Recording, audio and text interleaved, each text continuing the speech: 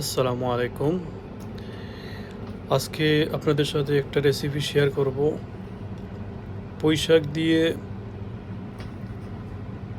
রুই মাছ।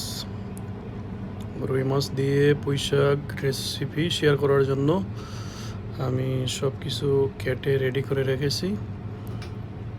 পুঁইশাক ধুয়ে সাফ করে রেখেছি।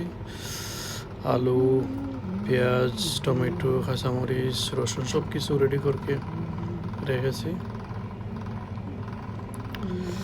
এবার ডাইরেক্ট রান্নাতে চলে যাব।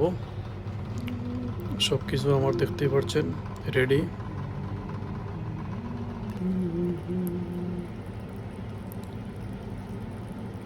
বাগার দিয়ে দিয়েছি অলরেডি।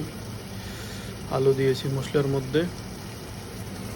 আলুটা পুরো সিদ্ধ হয়ে গেলে, কষানি শেষ হয়ে গেলে দিয়ে দেব পুঁইশাক উপরে। প্রথমে আলুটা একটু সময় লাগবে যেহেতু, এই জন্য আলুটা প্রথমে কষিয়ে নিচ্ছি। তারপর ওইখানে থোড়া পানি অ্যাড করেছি, তারপর পুঁইশাক দিয়ে দিয়েছি।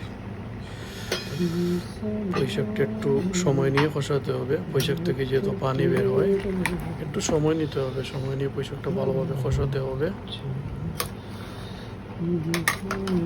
ভালোভাবে পুঁইশাকটা যখন কষানো হয়ে যাবে, পুঁইশাক থেকে পানিটা একদম বের হয়ে চলে আসবে, তারপর আমি কিছু পানি অ্যাড করে দিচ্ছি। এবার যে পানিটা দিছি ওই পানি দিয়ে ভালোভাবে পুঁইশাকটাকে আরও কিছুক্ষণ কষিয়ে নেব। কষিয়ে নিয়ে নেওয়া হয়ে গেলে তারপর মনে করেন যে মাছটা ফ্রাই করে রেখেছি, আমি ওই মাছটা আগে ফ্রাই করে রেখেছি, এখানে এখন এই মাছটা অ্যাড করে দিচ্ছি।